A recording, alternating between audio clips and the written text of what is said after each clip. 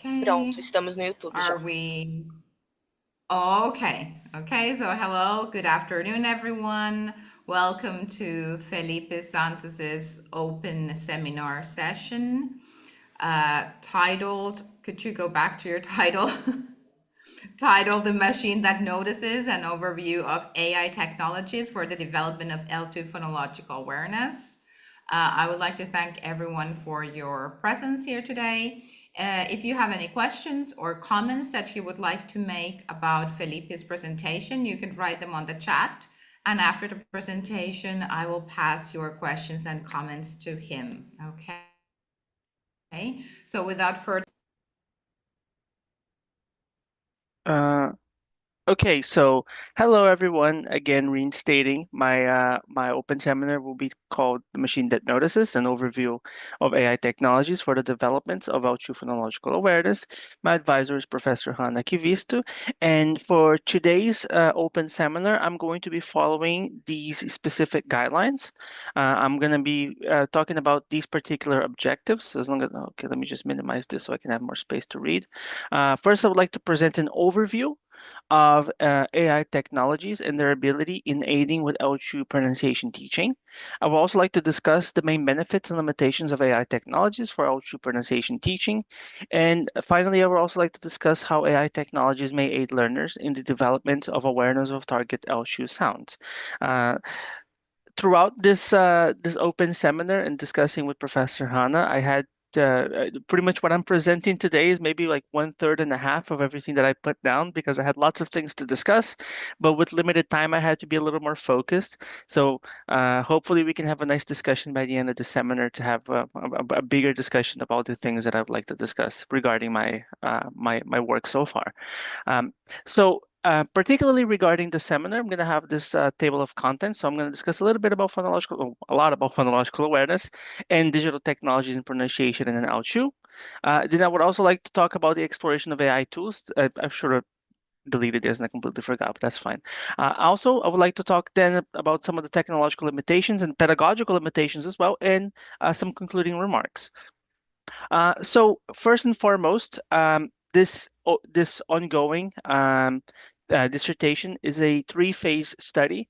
Right now, I'll be presenting the first phase, which is the exploratory phase, which is regarding the analysis of some AI tools and their capabilities and limitations for L2 pronunciation teaching. Eventually, we're going to be moving into phase two and phase three, which is for regarding pedagogical production of the conscious raising tasks that I will be discussing later on, and the application of those tasks in order to evaluate not only the tool, but also the activities in how capable they are in developing out phonological awareness for a particular demographic of students. And then here I bring two of my hypotheses. So these are older hypotheses. Well, one of them is definitely older because this is for my pre-project. This is when I was enrolling into the program, which discussed that this study believes that Bing Chat, and this is the old part because now I'm dealing with many technologies, will be significantly adequate in supporting L1 Brazilian and Portuguese non-native English learners in the L2 English pronunciation and phonological awareness developments at the segmental, suprasegmental, and phonotactic level. And then also, I'm expecting that the activities, right, the students enrolled in this experiment are expected to develop L2 phonological awareness of the target sounds applied to these experiments, which we have yet to discuss because this is related to part two of the dissertation. So we're still deciding on what will be assessed, like what part of the Auchu sound of the English Auchu sound system will be assessed in the subsequent sections. So, just a little bit of an overview regarding teaching Auchu pronunciation, just so we are situated. The activities that I will be devising hopefully fall in line with the communicative language framework that is proposed by Celsi Mauritia and colleagues regarding this idea of having some communicative purpose in your activities. I know it's harder to do with things like a conscious raising task or regarding pronunciation. It's always been a bigger challenge, but it is possible. So this is something that I have in mind. And we can also have some degree of discussion about whether intelligibility sees eye to eye without true phonological awareness, because we're usually talking about exemplars. But um, regardless, when it comes to pronunciation teaching, and especially because of individual differences, I think it's very sensible for us to consider intelligibility as a goal as opposed to native likeness, especially because it is a very unrealistic goal to expect people to sound like native speakers, and it's also very unnecessary because it's not necessarily any part of somebody's accented speech that will be problematic for intelligible communication. Of course, there are outliers, but this is not something that is intrinsically linked, right? So accented speech is not always unintelligible. Also, regarding some of my decisions for this dissertation, the reason why I'm working with AI is because of some challenges of teaching pronunciation in the classroom context, both regarding limited input and limited time, and also problems with individual differences for pronunciation learning, especially with effective and emotion-based individual differences, because a lot of people don't feel very comfortable engaging in pronunciation and speaking in the classroom context, and then they lose lots of opportunities to actually practice their pronunciation. So we're doing this as a remote way of giving them additional resources for learning. So moving on to the main part of what I would like to discuss regarding my theories, I'm going to first talk about L2 phonological awareness and conscious raising activities. But for me to get there, I think the most important thing is for us to talk about noticing hypothesis. So according to Schmidt, which is the main research that I'm working with here, he argues that in order for learning to occur, a person must consciously notice an input in his environment for that input to become intake for further processing, which means that if you are just sitting, like for example, I'll give you a perfect example. Right now, I am perceiving that there are people watching me, but I don't know who they are. So I don't have any conscious attention being put into who's actually watching me give this presentation. So this is at the level of perception, which is perceiving the input in your environment. For me to actually want to learn something about this in particular, I would have to consciously pay attention to this input. Okay. And if you want to go further beyond, you have understanding, which is or meta-linguistic awareness over a particular output input. This is good, but not necessary for no for learning to occur. So if you look at this graph right here, we have what can compose intake. So we're focusing here on noticing, but there is a degree of understanding. We'll discuss this further in a bit. But at the level of perception, learning, according to Smith, cannot occur.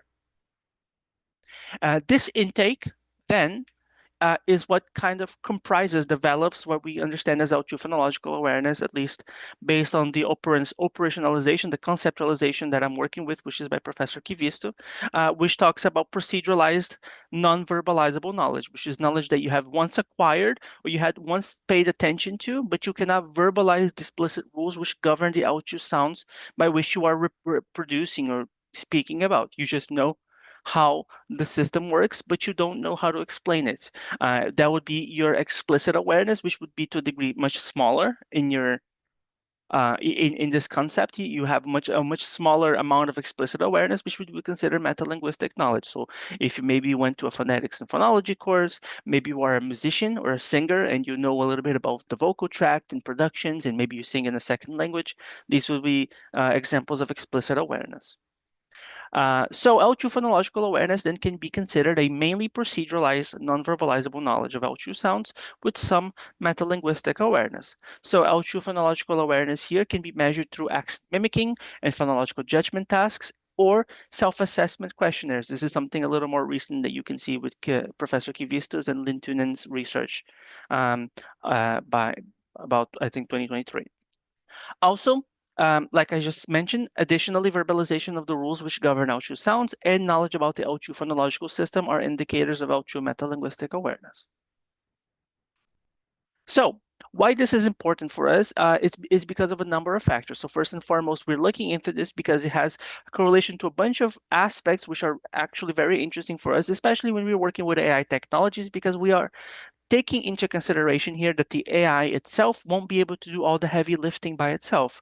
So we're not expecting that direct interaction with an L2 AI system or an AI system for pronunciation teaching will automatically make them produce the sounds of the L2 system in the way that we expect them. We are trying to raise awareness and we're trying to make sure that they understand that these features exist. But we have a number of really interesting findings here that make phonological awareness an interesting concept for us to work with. So first and foremost, there we have seen correlation to pronunciation and comprehensibility, which is indicates that the more amount of phonological awareness you have, the better you have, the more pronunciation and comprehensibility you're expected to have. There's also correlation to segmental and supersegmental accuracy. So similarly, but now we're looking at the individual categories of segmental and supersegmental accuracy. Uh, it also has been and can be measured through computer-assisted pronunciation teaching, which is interesting for us because we're working with digital technologies. So the studies here by Gomes and well, the studies by Cardozo here use intelligent personal assistants, which we'll discuss in a bit. And lastly, we also have correlation to listening ability. So Saito talks more generally about listening ability, but part of what conceptualizes listening ability on his research is pronunciation. So perception is part of this bigger concept of listening ability. So it's interesting for us to take into consideration Saito's study as well. So finally, we get to what we are actually developing in this study, which are consciousness raising activities. So these are activities which the goal is to raise learners' consciousness of a target language item. This is not a pronunciation specific concept. Okay, in fact, a lot of what I've referenced is by Alice, which talks about grammar, but it can be used for pronunciation because the main objective for students is to notice the desired target language input. And this can be done either inductively or deductively, which means that you can either make the learner come up with the rules to an activity and understand the rules that govern a particular LSHU sound, or you can give them the rules of a particular LSHU sound and then have them practice and discriminate and identify and get familiarized and understand that this feature exists. Um, so now moving on to digital technologies, especially since I've mentioned intelligent personal assistants, I would like to first talk about what was happening a couple of years ago before my dissertation and where we are at now. So before the AI boom, we were discussing AI, but for a much more specific context, which was automatic speech recognition. So automatic speech recognition and intelligent personal assistants are really interesting because they were the first window that we had into automated feedback and automatic assessment of pronunciation. And for the longest time, this was not very feasible because of the challenges that these machines had in understanding accented LSU speech. So if it doesn't actually attend to a specific demographic and it automatically classified everything that was accented as wrong, it was a problem for us. It was only for a specific demographic of speakers, and it was not good for instruction. However, ASR has seen a significant improvement in the last couple of years, and it has shown promising results for pronunciation learning if the appropriate design is considered. So a couple of things like collaborative feedback and detailed feedback, um, and combinations of both remote and in-person teaching are things that make ASR instruction function much, much better. So these are things for us to consider, but it has shown that there's promising features of ASR for ultra pronunciation teaching, and considering that ASR is one of the core aspects of AI technologies alongside the large language models, this is something that is really interesting for us.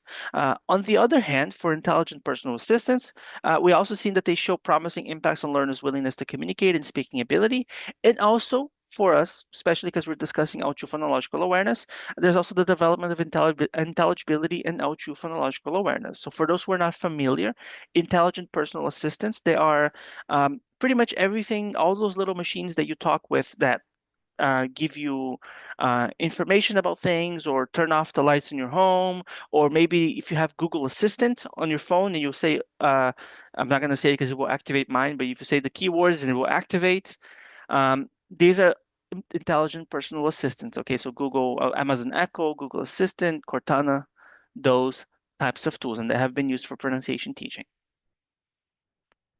So uh, now reaching generative AI, I bring this quote by Dunran Moon, which I think is very interesting. And they discuss this. Imagine a future when technology has evolved far beyond its current capabilities.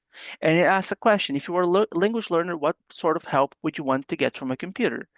And then it follows up. If you are a technophile, You might imagine a computer that you can speak to effortlessly, that understands what you're trying to say, and that responds to you in a very personal way.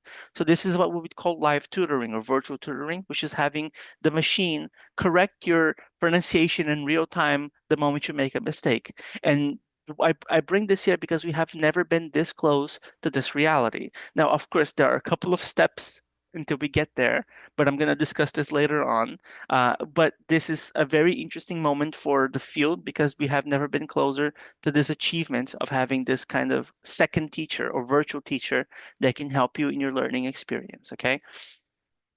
Also, interesting things about generative AI is because this is an entirely underexplored technology with very promising studies and feedback. So this is two studies by Liu and Zhang.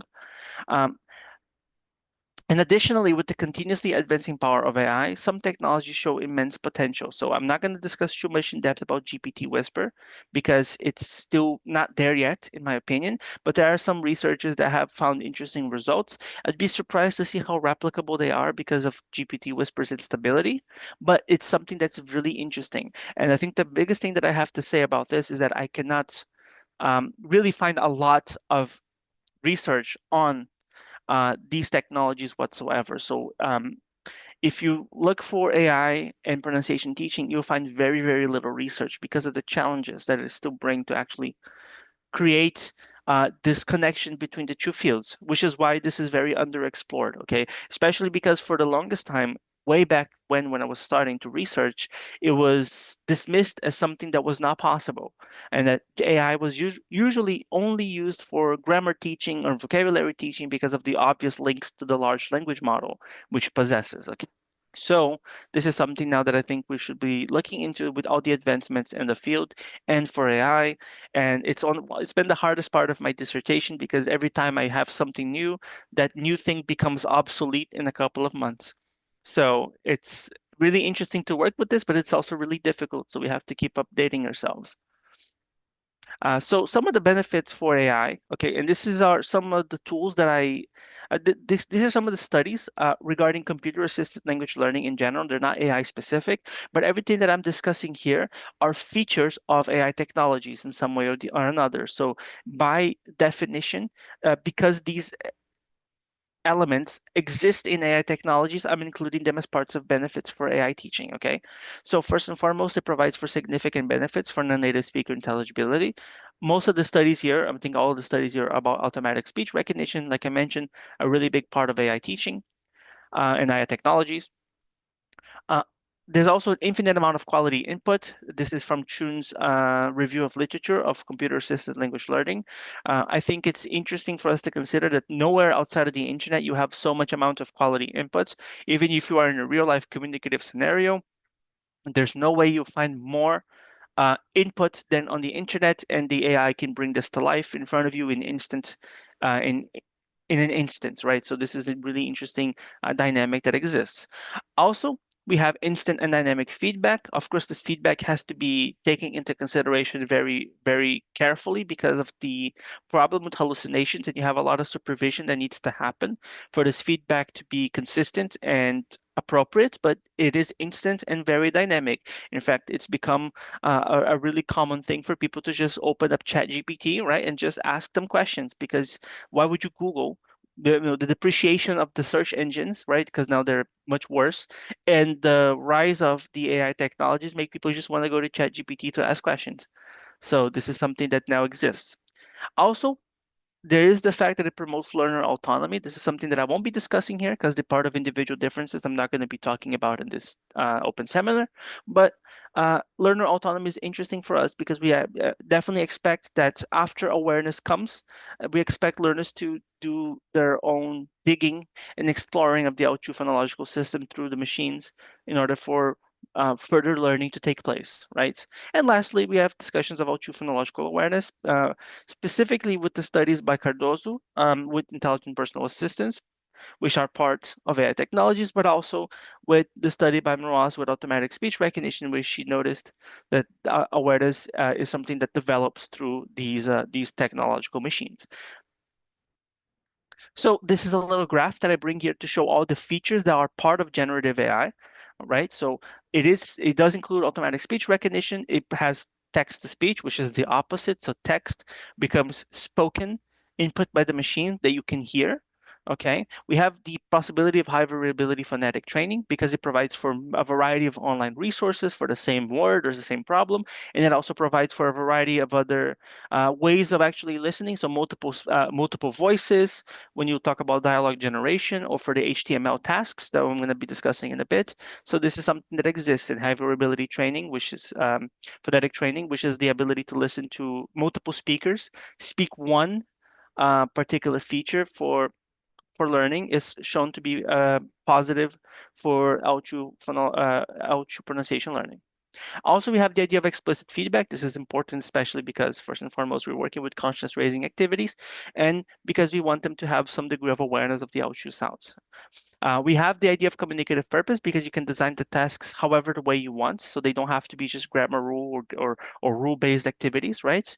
And we have the possibility of autonomous learning, of course, with a caveat there, because a lot of the activities that you will develop are have to be carefully managed. I don't think the learners have the ability to make the prompts themselves, but some degree of autonomous learning will have to take place, okay? And of course, with individual differences, we have the question of anxiety and ultra willingness to communicate, and enjoyment and motivation, okay, which I won't discuss here, but individual differences play a significant role because of the classroom context versus the remote context of using AI. So now I would like to go over some examples of AI tasks for raising awareness about true pronunciation. Okay, so I'm going to bring a couple here. I'm going to talk about accent mimicking, dialogue generation, where I started, which is virtual tutoring and the prompt system. Then HTML website generation, which is to me the most interesting. And I'm going to add some information, a short amount of information about live tutoring, which is GPT Whisper. Okay, so first and foremost, with accent mimicking, which we have discussed is good for is a good way of assessing outro phonological awareness. Um, the earliest implementations of GPT Whisper, which is the advanced voice modes, if you ever use that voice mode system where the person talks to you, the machine talks to you like it's a human, that's GPT Whisper, okay? And GPT Whisper is capable of imitating a bunch of accents, of processing emotions in voice, and doing a bunch of other really interesting things with voice modulation that are particularly salient to us. But the problem is that the recent versions of Whisper are largely undertuned or censored. Okay, so it used to be really good. It used to imitate Brazilian Portuguese accents incredibly, but nowadays you have to really trick it to get to where you want, and it's not always successful. But these activities, like I mentioned again, are good for awareness assessment.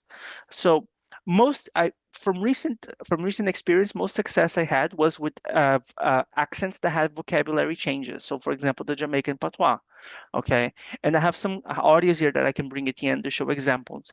If you are attempting accent mimicking, I suggest the tool Copilot. It's the one that I had the most success with because it does a great job at imitating, even though it doesn't do that much of a good job at spontaneous accent production.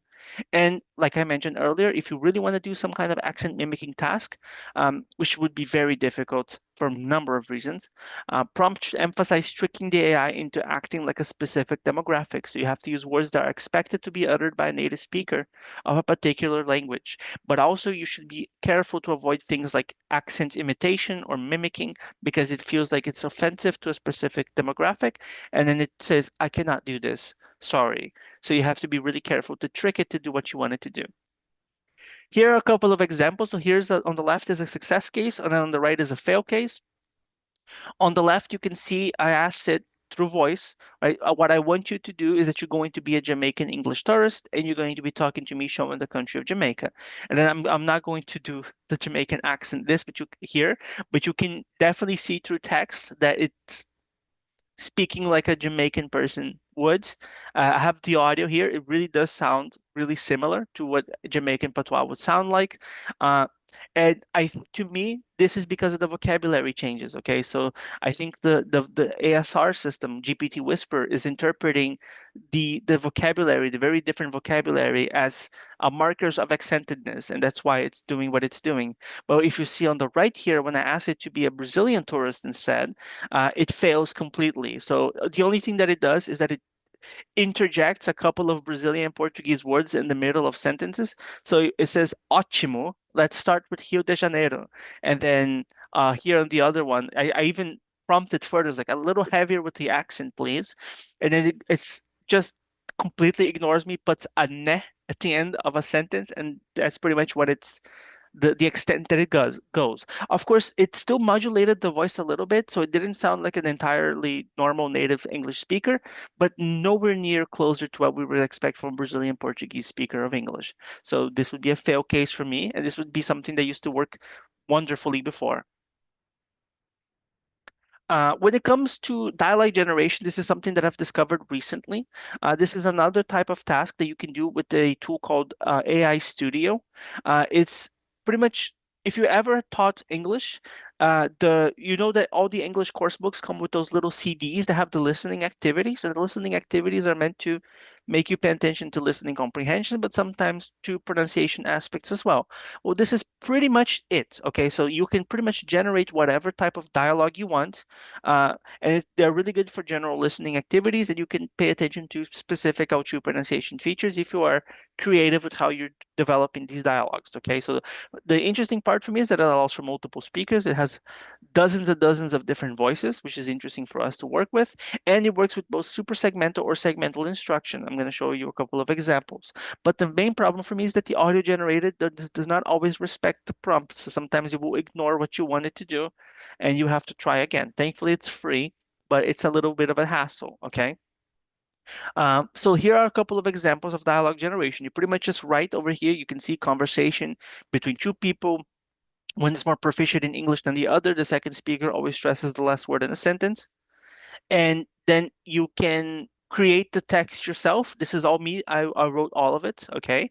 And then you click play, it would generate an audio between two people talking. So this is one regarding differences in stress. We know there are some differences in what gets stressed in a sentence, depending on whether it's given information or not given information, the types of sentences.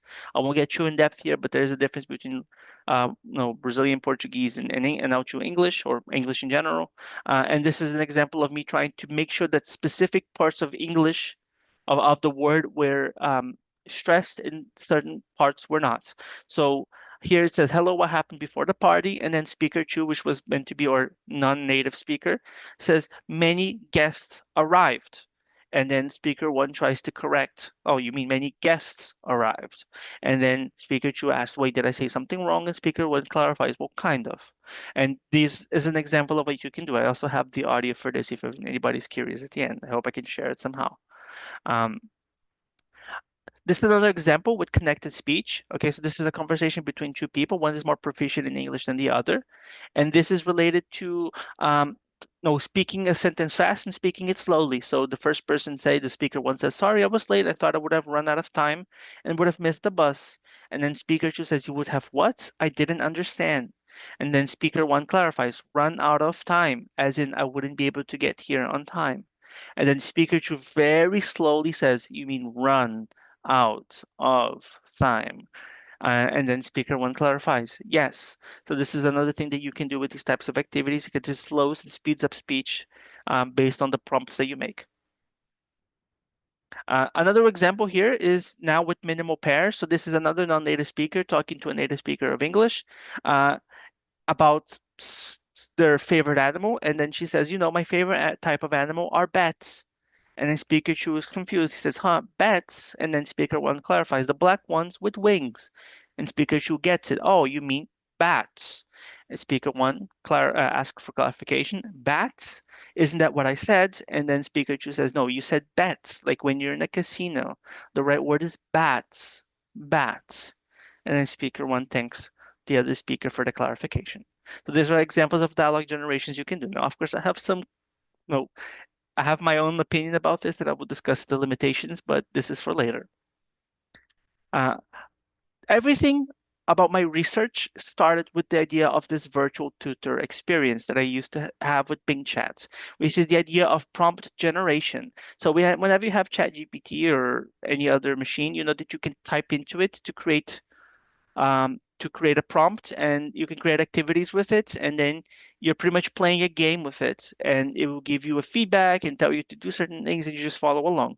This is what we consider virtual tutoring in this open seminar. So it's the objective here is to provide explicit rule-based activities remotely via AI interfaces. So as AI tools evolve, some tools are no longer usable, like Copilot, which I was using the entire time of my dissertation. But now others reemerge as potential candidates like ChatGPT. So this is the challenges of working with these types of technologies. Okay, so they're really interesting because they provide for really instantaneous feedback and for a really dynamic experience. It talks about specific grammar, or sorry, specific rule-based features of L2 pronunciation. Some of the issues is that it requires careful prompting. So this really puts a hinder for learner autonomy. This isn't something that your learners will be able to just create prompts on their own. Okay, it requires a little bit of experience, and it also struggles with detecting multiple words. So, for example, if you have an activity with schwa, and you want it to detect the schwa in multiple words in a sentence, sometimes it will fail to do this and just ask you to detect a single word that has the schwa. So it doesn't do a great job in managing the information throughout a longer sentence. It's usually really good at singular words and segments. Also, as of recent, and this is a very recent problem, it has inconsistent ASR results with ChatGPT. This is because of the advanced mode, voice mode. I think Gotarji speaks in further detail in his open seminar regarding this. So if you're curious, you should definitely take a look because the ASR now is providing really weird results because it's now multilingual and it understands multiple languages at the same time, and it's really bizarre. Sometimes it provides some errors because of this. Also, it may be hard to execute without monitoring. So this is something that requires intentional supervision by the teacher or the mediator, and especially because the online resources themselves may at times be incorrect, and sometimes they might not even exist. It thinks a link exists, but it doesn't. Okay, so you have to be really on top of your students to make sure that they're getting proper feedback. This is an example of a prompt. Okay, so through text, demand me to repeat after you any of the minimal pair words containing vowels a and by telling me to repeat a carrier sentence. Okay, and then here is a bunch of different instructions to make sure that I get the proper feedback based on the experience. Um, Here is the first example of this type of virtual tutoring using this type of prompt. This one, it doesn't ask me to produce, it just asks me to write down what is the word. So it gives me the word, the sentence here. The camera makes a funny click after each photo, and it asks me to find the word that contains the schwa. And if I'm really, really curious, I can click this speaker button right here on the sentence to listen to the production, okay?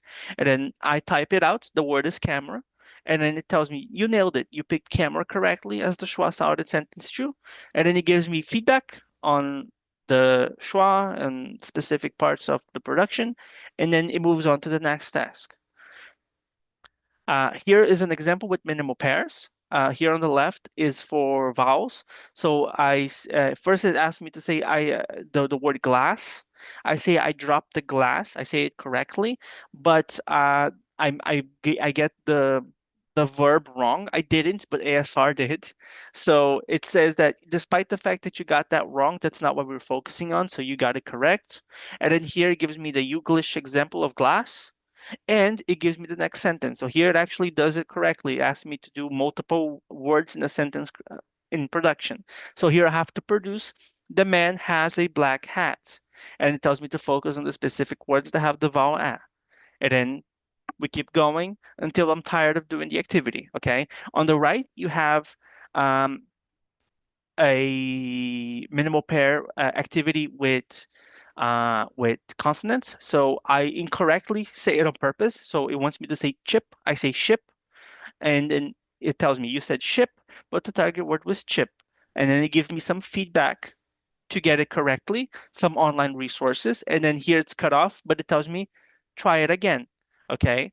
So pretty much that's what it wants me to do until I get it correctly. So it wants me to say I say chip, as in church. Okay. And then here's an interesting example because here I get the minimal pair word correctly, cap, but the carrier sentence is wrong. Instead of I say, it's I see. And it says not quite, but it's very likely that the error is or false because of the automatic speech recognition system. So this avoids a little bit of frustration sometimes that you may have when dealing with these technologies, okay? And also here's for a phonotactic example. So this is a different prompt, but it asks me if a specific word is phonotactically legal in English. So this is splim, right? I say that it's legal because of SPL existing in English, and then it gives me another one, spt which I will promptly say is legal because I want to test if it says that I'm wrong, and it correctly tells me no, this doesn't exist. You're wrong. So this is a way that you can do phonotactic tasks as well.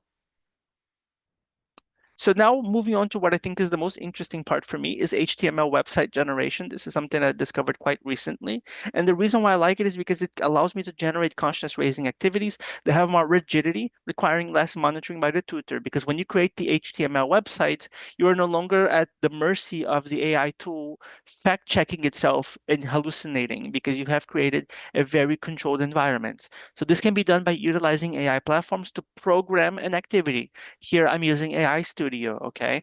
Right off the bat, one of the main issues that it requires surface level ability to understand HTML structures and how to prompt the platforms accordingly, which is again very trial and error. Okay, so the more you add to your activity, the more likely for mistakes to appear. And also because you're no longer fact checking, it struggles with extracting online resources. Okay, so this is really, really interesting because it's really easy to share, it's really easy to design, and there are multiple positive aspects of it, but you have to have some degree of understanding of how to create these HTML pages or other types of, you can do other types of programming, but the ones that I'm working with is HTML, okay? So it's interesting for us because it's highly modular. Some structures allow for user-created material implementation. If you have previous voice recordings that you want to implement, it's also dynamic because you can continuously add features to this activity until you're satisfied. And for us, it's great because it may cover all types of activities. So segmental, minimal pair tasks, connected speech, stress and identification tasks, production tasks with ASR, and obviously for the tactic judgment tasks. Okay, and I'll give you an example of all of them. So here's an example of an HVPT task. So you hear a word and then you have to guess which of the vowels the word is. And you can do this by two different ways. You can either click on the button or you can speak the word through automatic speech recognition. Okay. And the interesting part is that it changes the voice every time. I haven't been able to find a way to separate the UK and the American voices yet because this is obviously a problem, but this is something that it does. Okay. So it uses all the Google ASR voices for the testing, which are obviously different productions. You can do activities with the schwa, for example. Um, so for on the left here, you have the schwa sound trainer, which is for single words. And then on the right, you have for connected speech, schwa sound practice. Okay, so this is for finding the schwa in a bigger sentence. This was really hard to develop because it was giving me a bunch of issues. Okay. And then lastly, we also have examples with phonotactics. So it's the same thing that we saw in the live on the virtual tutor activity, but this is now a website. Okay, so it asks me whether it's legal or illegal with these nice little buttons. I say that it's illegal and it gives me a feedback. Okay, this is correct because this doesn't exist in English. Lastly, like we discussed, a lot of slides before, we discussed the ability of live tutoring, right? The real-time feedback. But this would be the implicit conscious raising activity that comes from prompting GPT Whisper capable platforms with prompts such as speak to me as if you were my tutor and correct my pronunciation if I say something incorrect as we speak. Unfortunately, because of how unstable GPT Whisper is as of today, even though the AI hears, it cannot officially report the peculiarities of the audio input to the language model. So you have the ASR system in one hand and the language model on the other, and they don't speak to each other very well. Okay. So the language model doesn't actually hear what the system is hearing. So the feedback will never be appropriate. It's kind of a guesstimation of what you're speaking. Okay. And also, GPT whisper prompting is very inefficient and does not benefit from web browsing capabilities. So because of this, it's really hard for you to expect a learner to say a big sentence out loud just for the activity to take place because you can't just type it, you have to speak it. And this is really inefficient, okay? Okay, so regarding this, there's some limitations of the technology. So first and foremost, there still exist hallucinations. They're better now, but they're still problematic. So you need to be careful about what your students are accessing. There is the cost problem because some, and I would say all tools here charge for the limited access to use the best model, so it's expensive. There is the feedback problem. Like I mentioned, you have to be careful with what they're getting as feedback, and you have to be you have to Make sure the AI tool doesn't actually look at your acoustic data, so production is still kind of hard to assess. The advanced voice mode is very unstable, and we have ethical concerns, just like Gotarji mentioned in his open seminar. So we do understand that there is race and gender bias. There is a data privacy problem with model training because they steal all of your data. Okay, they steal data from the entire internet to create their model. So this is a problem. Also, super segmental tasks are still harder to implement than segmental tasks. Okay, and sometimes we may fall into the trap of reinventing the wheel. So some activities mimic traditional course books, but with inferior accuracy. And learners need to know how to use impromptu AI tools. So this takes away from their autonomy. Okay, and lastly, the online resources for instruction may be incorrect or inexistent. So you have to be really careful with what they're receiving as online resources. So to conclude, AI technologies bring numerous benefits and limitations for Outrew pronunciation teaching. Okay, and conscious raising activities promote opportunities for learners to notice problematic Outrew sounds, which is what we're considering here. We really want them to have the experience of understanding that there are specific features of Outrew sounds that they must be aware of. And AI technologies here may help learners to develop Outrew phonological awareness due to its ability of providing unlimited quality Outrew inputs. This is to a high and underexplored potential for developing Outrew phonological awareness because the field is underexplored. Um, there is the possibility of flexible construction of conscious raising activities, as we saw with the prompts in the HTML generation, and it covers numerous aspects of Outrew pronunciation learning. Okay, as we saw with all the different dimensions.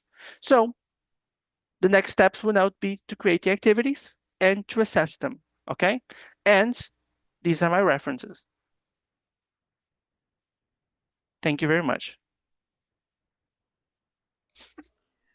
Okay, thank you very much, Felipe. Very punctual. That was, I think, 40 minutes exactly.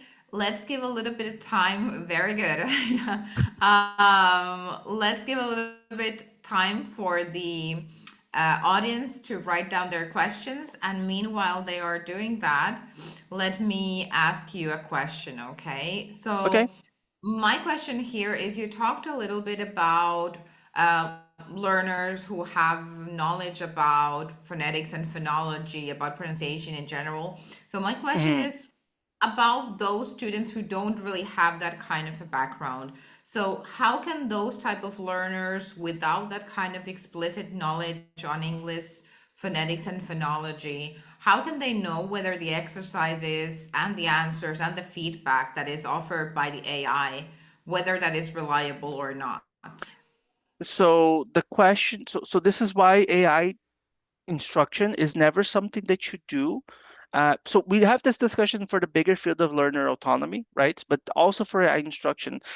This isn't. This may seem like a problem that AI technologies have because it's like, oh, they hallucinate, they don't have they don't give you the correct answers. But this has historically been a problem with digital technologies, right? We cannot just assume that because now it's AI and now it's correct, but in the past we had no controls whether a student would go to an activity and have the wrong information from it or get the wrong conclusion from an activity they did. So every type of AI activity has to be supervised in some way. So it's generally what I see as a way to do it is that you have the homework, you can modulate and be as dynamic as you want to make sure that the degree of explicitness and the way that they're lecturing you is understandable because not everybody is going to understand phonetic transcriptions, for example, and other things, right? So you can modulate the activity, and then once the activity is done by the students, they have to bring back what their experience was for you to assess. The teacher is still the final person that looks over the feedback that was given and says, okay, well, actually, I have to make a couple of corrections. So what the AI taught you here is not 100%. Let's discuss. This opens up opportunities for us to have further discussions in the classroom, which I think is interesting. But yes, you definitely need supervision on top of it because there are things that can be wrong. Like any student that goes out and tries to learn English by themselves through the internet, they will come up with problems that you have to correct in the classroom. And I think AI technologies as well, especially for pronunciation. Mm-hmm. Yeah, definitely. So you're not suggesting necessarily that students or learners go about these activities necessarily on their own entirely. You suggest that the teacher should have some kind of guiding role maybe helping with the prompts. Some of the prompts that you Right. showed, they were quite elaborated. So Yes. that would be another question of how difficult do you think that it is for a student, a regular language learner, to create effective prompts? So as we discussed with learner autonomy, there's this codependence of the technology or the autonomous learning practices and of the teacher, right? So the idea, for example, with prompt generation is that it's usually always given by the teacher. So the more in-depth ones, right? As you can see, the really big long activities, it's the same way like creating an activity and giving it to your students. You're the one creating it, but the difference is that you're creating the prompt and then the activity is being generated in front of them, but it's the same premise. You're creating the activity.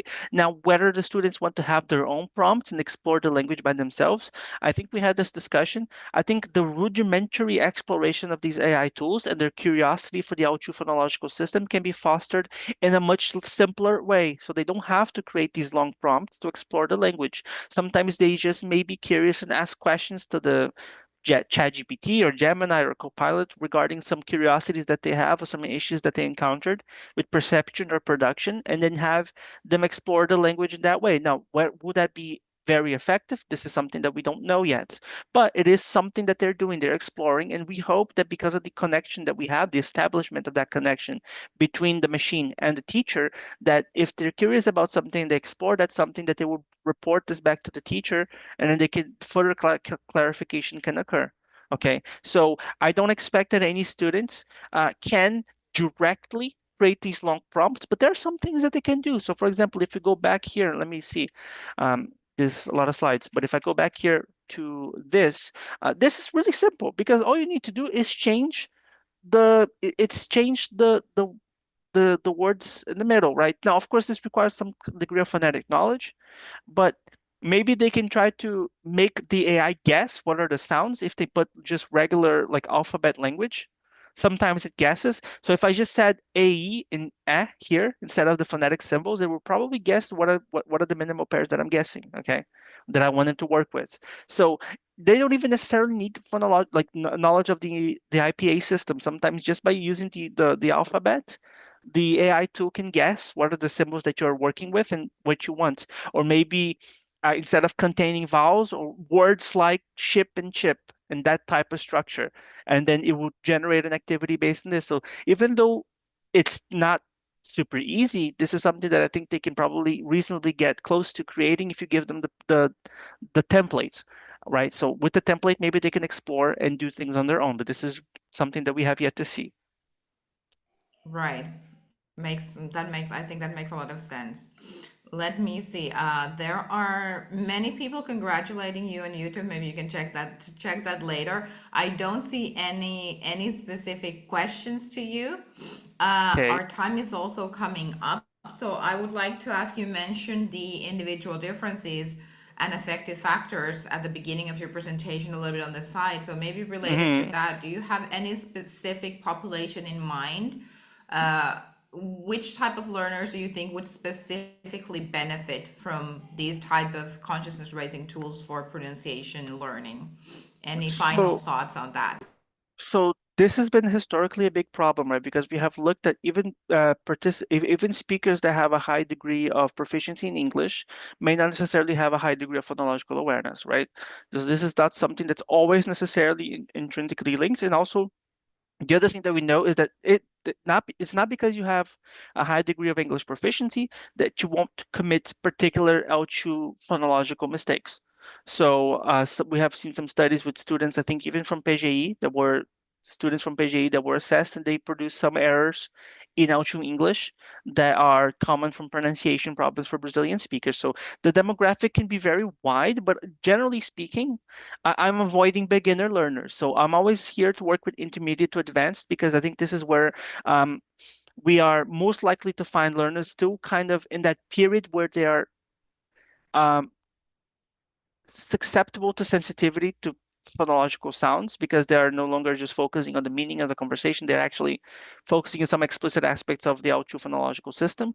And also because the intermediate level allows us to have some kind of comfort that they know how to kind of navigate a little bit on their own and they won't be completely overwhelmed by the machine. So one of the things that we are going to be working with individual differences, aside from what I've worked with before, which is for pronunciation anxiety and foreign language enjoyment, is also the concept of technology acceptance model. So this is a model by Davis, which talks about perceived usefulness and perceived ease of use. So these two concepts decide how much a learner is going to consider a tool good and useful for their work or their learning, and how easy that machine is to use. And generally what we see in the literature is that how easy a machine is to use will modulate the usefulness of that machine, and that machine's usefulness will modulate the continued use of that machine and eventual habitualization of the machine for everyday practice.